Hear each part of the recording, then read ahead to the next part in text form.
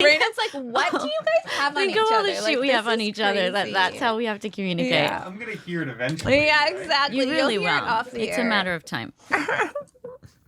Okay, we're rolling. Yep. Testing. 1, 2, 3. Big stretch. Good girl.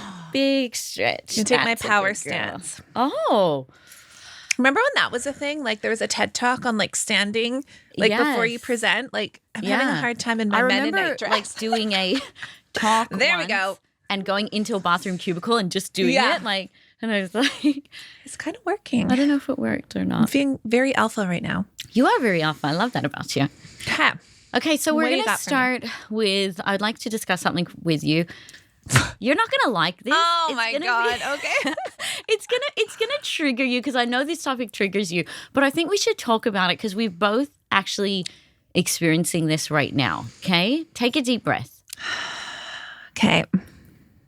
I've noticed in the last few months we are both off alcohol.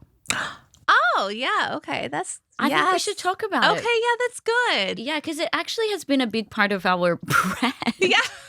Like we're the girls always drinking Prosecco and champagne. Yes. It's actually one of our core values is Prosecco.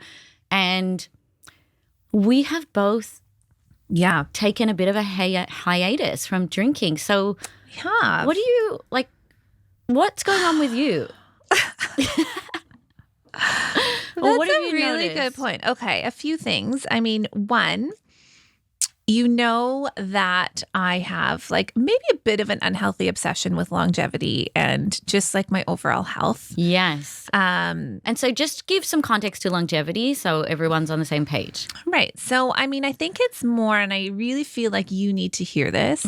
It's not about living to 120 years old. Okay. It's about living into my older years with vitality. Right. Okay, I love that. With a quality of life. Because I'm- when you say longevity, I hear living to 120, which is my worst nightmare. Like, I don't want to be decrepit I'm ready from to like go. 80 to 120. Let That me outta sounds here. horrible. Exactly. Exactly.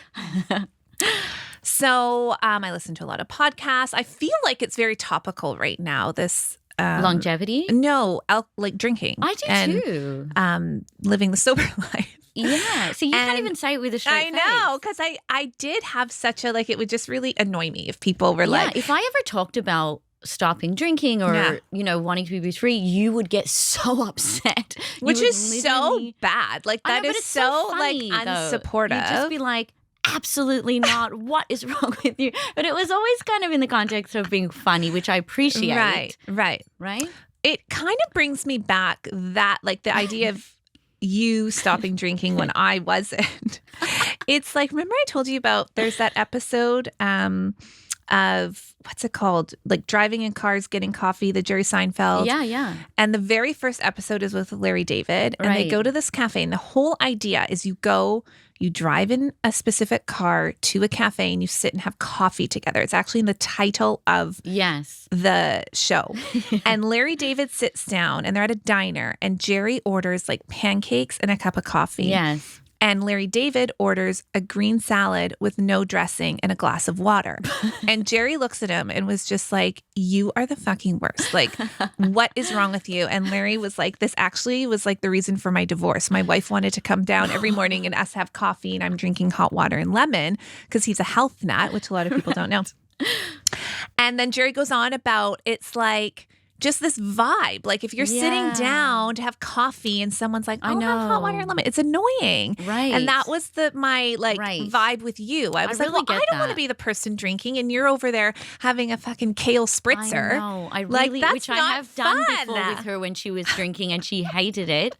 It was a But trigger. I get that. And Yes. that makes sense. But it is like we've just been marketed these narratives around Yes. like this is the only way you can socialize or this is the only way you can Totally. relax or this Yes. is the only way you can have fun. Yes. And it's really detrimental. But I didn't used to think that and I don't Yes. fully think it. I'm just like rethinking my relationship with Exactly. And I think that's the same right? thing that happened with me. And then there's the reality of having 2 young kids. right. And like in the moment when they go to bed on Friday night and I'm like, we can like sit and watch a Netflix show and Yes. have a couple glasses of wine. But then getting up at 6 a.m. It's like, Right. okay, this is my Saturday and I'm starting it off feeling incredibly dehydrated, which is a problem I have and I don't know why.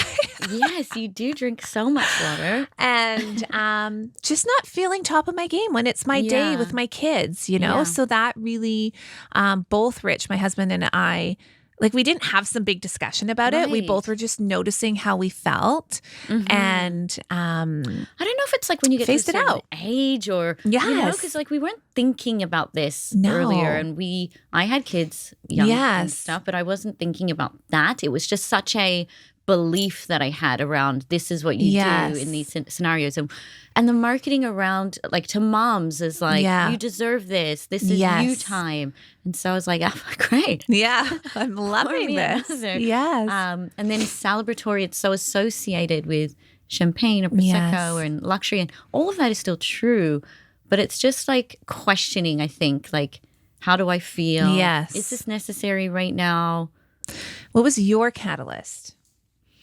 I think just that, like, well, a couple of things changed. I've been really in I don't want to use the word battle, but it might be the right word to develop a consistent workout routine. Yes. Right? I will be really inconsistent or sporadic. Like it might be 1 week I would work out 2 or 3 times a week and then nothing for like 4 weeks. Yeah. Or I'd go on the Peloton once and then like I'd just like not look at it for 6 weeks. Like so and then around November last year I got into something shifted where I got into a routine where I was like working out 3 or 4 times a week consistently. That's all I wanted to do consistently. And I'll share how I did that. Okay. There's 2 main things I did. I just told myself in my head, this is who you are now. You go to the gym. This is who you are now. Yes. And then I kept repeating that until I believed it and started just making it part of my day. And then the second thing I did was I only go for 30 minutes. So it's such a digestible time. And now I actually can go in there and I'm not watching the time. So sometimes I'll be in there for 45 to an hour. But at the start, it really helped me just stay here for 30 minutes. Like, do stuff for 30 minutes. So that might help. I'm just sharing that. Makes me so happy. So maybe This is your longevity plan in action and you don't even know it. oh my God. But I just felt so much better. Yeah. And so then I think when you're working out, I was kind of less likely to want to have a glass of wine and sink into the couch. I was more like wanting to have water or then I was thinking, okay, tomorrow I'm going to work out in the morning. So then I don't want to drink. I don't want to have a glass of wine tonight because then I'm going to feel a bit sluggish. So then it just started cluing into like how it was making me feel. And then I also think through meditation and mindfulness, I'm now more mindful of like just what I'm consuming. Yes. And I think there's just a lot of information floating around right now around sobriety or people that are sober curious or, what could that look like? For me, is that something that I would want to give up? I've always had this idea in my head that my future doesn't include alcohol, but I've never been able to like really draw the line in the sand and say, okay, from now. So this is just, I feel like I'm just in a sober curious state right now. Yeah, I love that.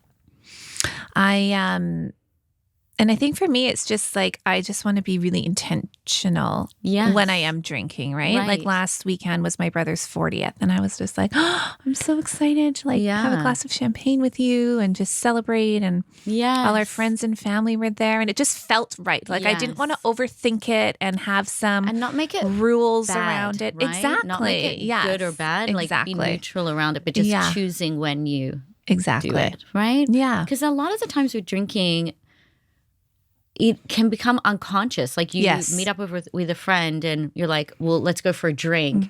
Like you don't even know if there's another option. Can we just go for a tea or coffee? Like that's not even in our like social, what's the word I'm looking for? Dialogue? Yeah.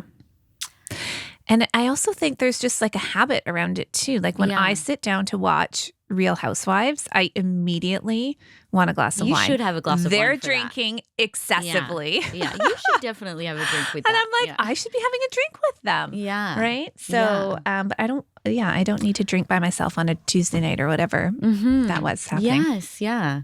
So it's an interesting topic. Yeah. And I'm sure it'll actually probably show up in our podcast today because we're talking about the science behind meditation and really kind of the foundational research that we have come to know and love that has, I know, really supported my journey, been a part of Right. yours around building practice and habit with meditation. Yes.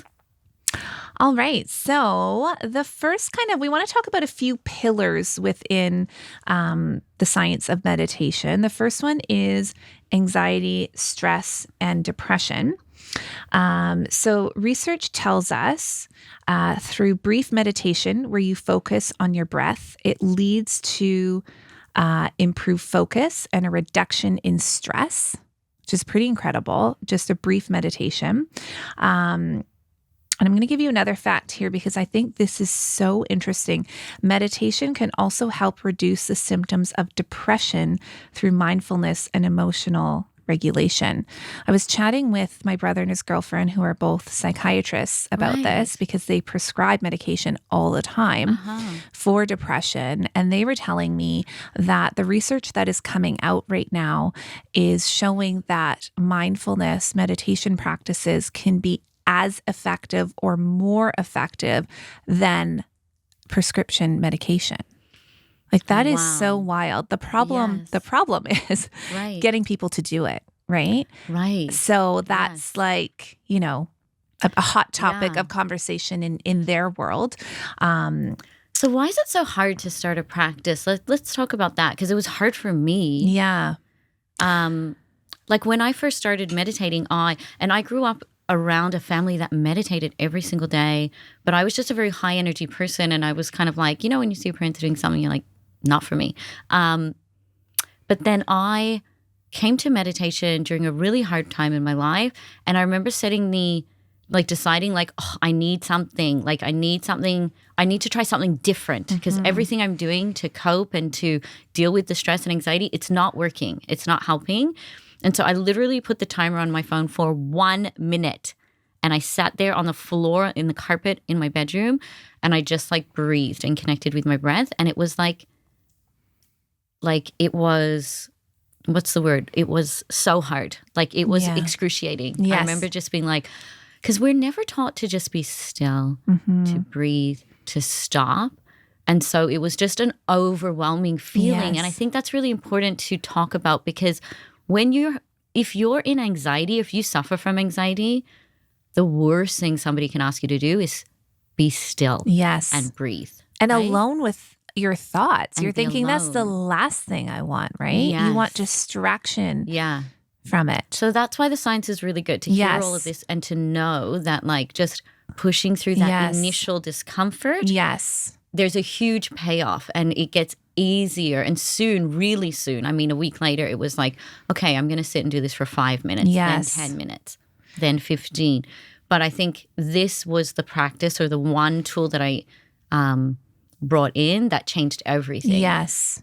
Right? I think that's so important to hear because what I really heard from my brother and his girlfriend was that when somebody is depressed, one of the main symptoms is a lack of motivation, right?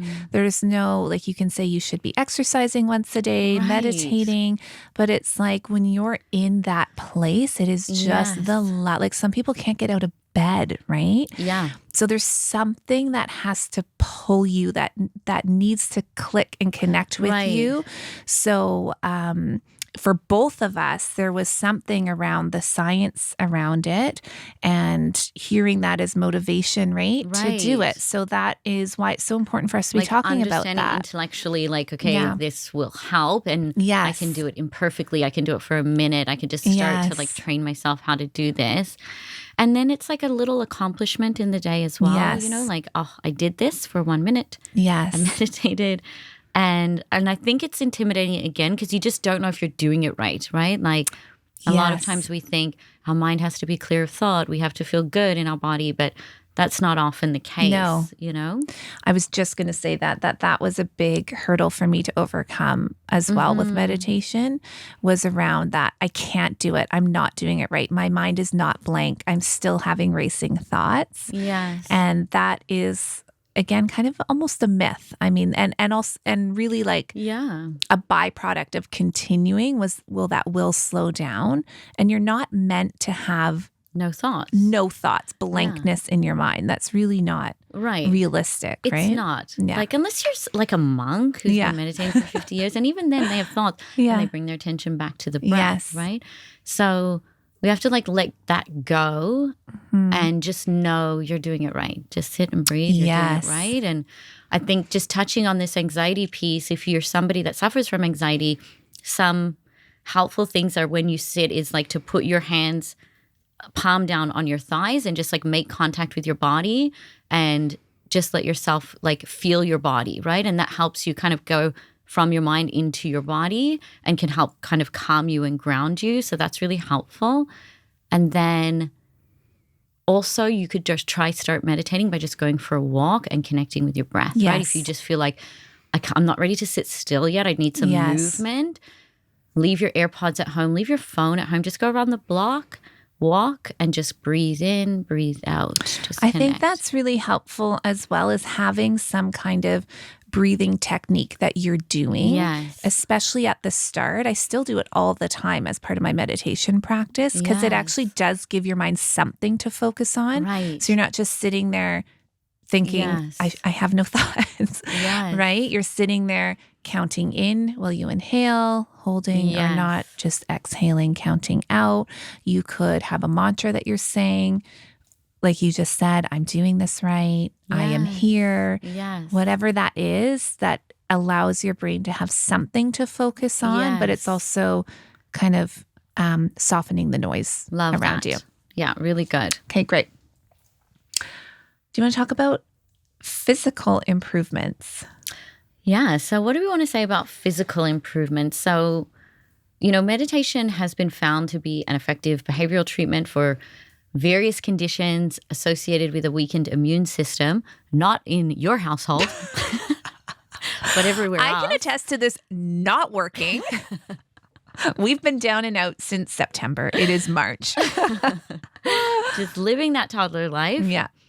But, you know, consistent meditation has been shown to reduce the body's stress response, right? Yes. So like the level of cortisol output going out and resulting in less inflammation and decreased risk of conditions such as chronic pain, fatigue, and heart disease. Like there's all of this quality research that are pointing out these links between meditation and disease. So, you know, there are real biological impacts to the brain and the body through a consistent meditation practice. It's absolutely incredible, really, if you think about it. And the second point that we have here, that it can actually improve your brain structure. Like you can develop more gray matter in your brain. That is insane. Yeah. There's actually a lot of research. You can see X-rays or visuals of people's brain changes after they have started meditating. Yes. Wild. Yeah, wild. Yeah. Really cool. Very cool. And I think one thing is interesting is these studies aren't taken from people who've meditated for 20 to 40 years. These are studies taken from an 8-week sample. Yes. So that is super accessible, right? Yes. Like for people that have meditated for 8 weeks, they're being able to see these changes. Super motivating. Right? Yes. Really motivating.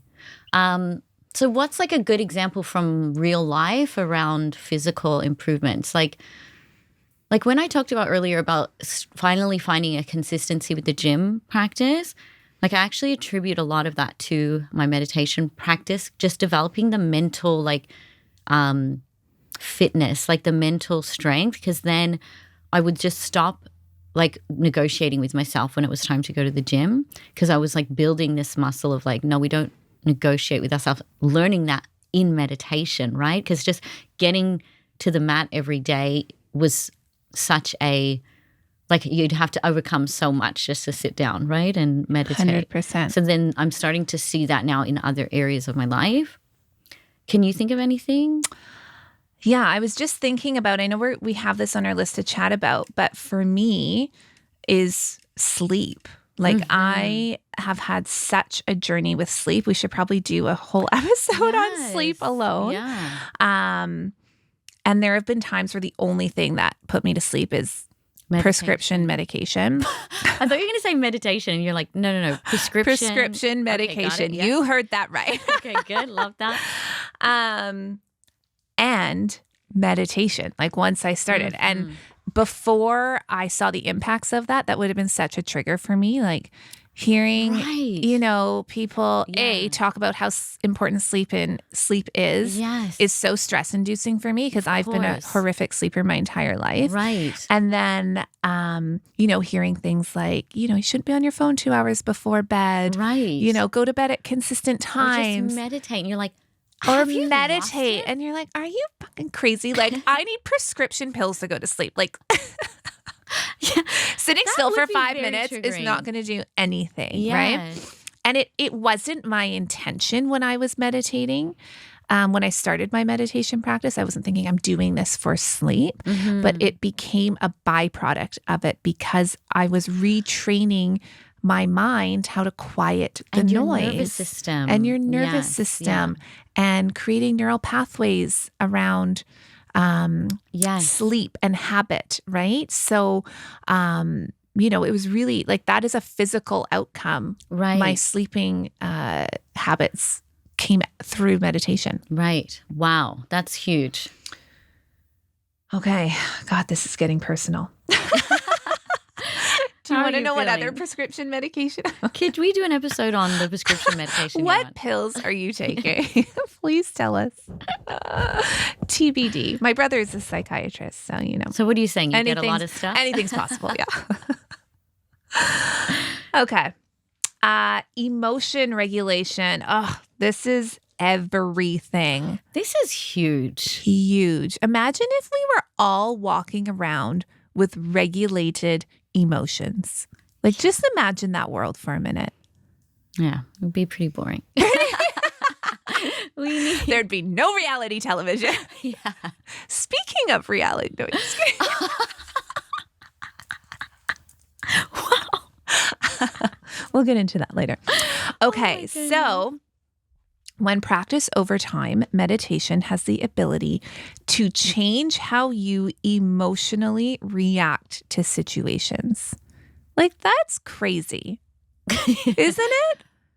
Yeah. It can change your behavior. This has got to be the biggest takeaway. Yeah. Right? It's definitely, sleep's pretty up there, but this is. All of them are big, but this is huge, especially when we talk about like performance in all areas of your life, relationships, career, personal health.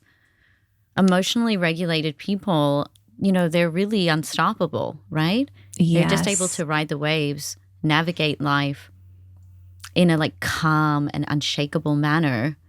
That's really powerful.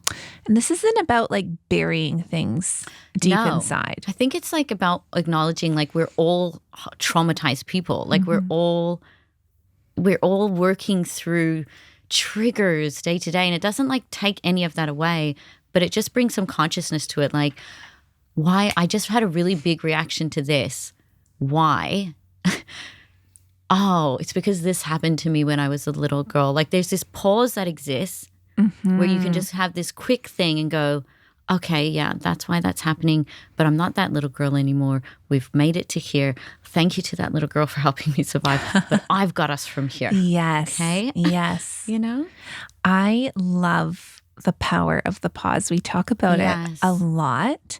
And I just had a moment yesterday where I had that, where it came in really helpful. And it does a lot with parenting. I have a 5-year-old and he said something to me and I don't even recall what it was, but it was extremely triggering and it really felt disrespectful. That's what I felt. I thought, you are being so disrespectful. Yeah. Like I would never have talked to my parents like that. That's what I was thinking. Right. And I was like ready to just like hammer down on him about it. And I just thought, I like took a minute and I was like, this is my ego talking right now. He's not, I knew that wasn't his intention. He doesn't even know what he's saying, right? And it's my job to emotionally regulate him, not blow up at him, right? Yeah. And I got there relatively quickly by taking a breath and had these thoughts in a couple of seconds and then was able to manage him. Right. Yeah, and I think in those moments, like we have two options. You could like fly off the handle and shame him and guilt him and come down on him, or you could just say, take that breath and be like, hey, but that was really disrespectful. Yeah. And that made me feel like my feelings were hurt. Yes. And, educate him on how he came across in that moment. Because it's not about like no disciplining or anything, right? Totally, it's no. like, hey, that wasn't cool, man. Yeah. But we don't have to guilt or shame, which is how a lot of what we've been exposed to a lot of the time, right? Because there wasn't always the tools, and we were all just like operating from our triggers. Yes. Right? Yes. And we all have different ones for various reasons. And it's not to minimize them, but it's just to bring more consciousness to them and more understanding and compassion for ourselves, right? I really wish I remembered what he said because it was so unbelievable. I know. I wish you remembered too. It was so rude. I'm getting triggered again. And here's the thing I want to also say, like the pause exists, and then you always have two options. I could do this, my like injured triggered response, or I could do this, like my higher self, my mindfulness self. It's always still a choice. It's not like once you start meditating, you always choose the higher self. No. Sometimes you're still the like triggered self, right? But there is choice. And I think that's powerful, right? Because then super powerful. Yeah. And then because if you do that other self where it's like your triggered self, you also have consciousness around that. Like, oh, I just responded from this place. Yes. And then you also can then decide if you want to clean that up or not. 100%. Right? Yeah. It's not about being a perfectly zen person that's walking around like, always responding from their highest self. It's like just being a real human, but having consciousness, mindfulness around, how we're showing up and what we're doing and where that's coming from. Yeah. Perfect. Love that. Okay. Is there anything else we want to say around emotion regulation? I just think this is so underrated and can make a huge difference in every area of your life. That's a really good way of putting it. It really did for me. 100%. I'm just reading the other facts if there's anything else we want to share here. I think we nailed it. Okay. And I think we got the sleep. We're going to have to edit separate it. He's looking at us like, what are you two doing? Because our minds are ruminating. Oh, it's interesting.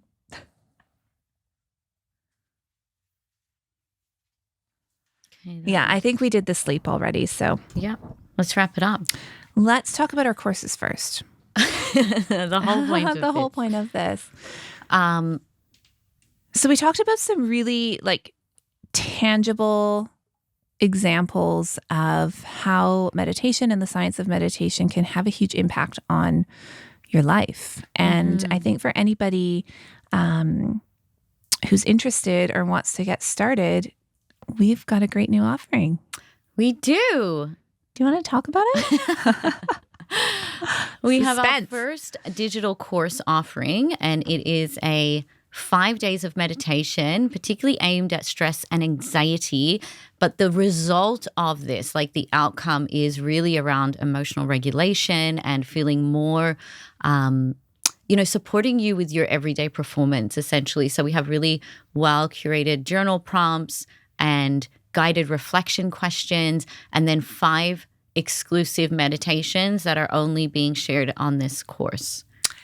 And there's also an affirmation guide as well. There's a lot of value in this. It's, again, a really well-rounded product in terms of mindfulness tools that are really based in meditation. But like Tess said, there's some journaling prompts and affirmation guides as well. Yes. And so how can we access it? How much does it cost? Where is it?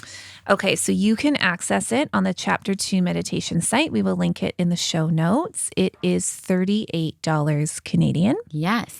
For all of that information.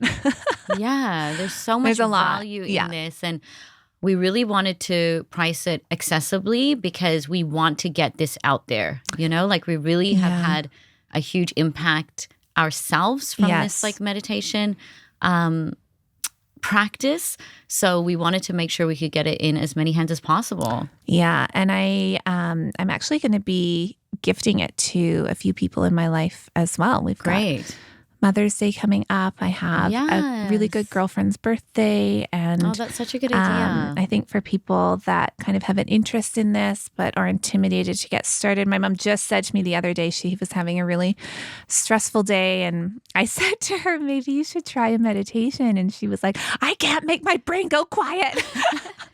I'm doing it wrong. Okay. And I said, okay. I was like, I hear you.